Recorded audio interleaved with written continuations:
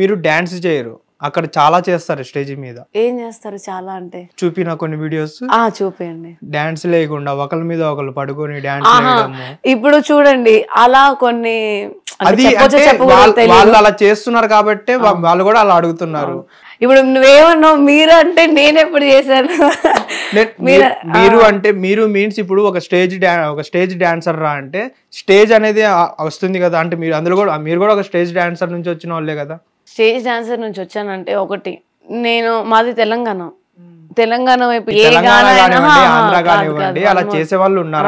First చెప్పిన తర్వాత అప్పుడు తెలంగాణ వైపు ఏంటంటే మీరు తెలుసో తెలీదో నాకు తెలియదు, ఇటువైపు ఒక డాన్సర్స్ అనే దానికి ఒక ప్రొఫెషనల్ గా ఉంటుంది.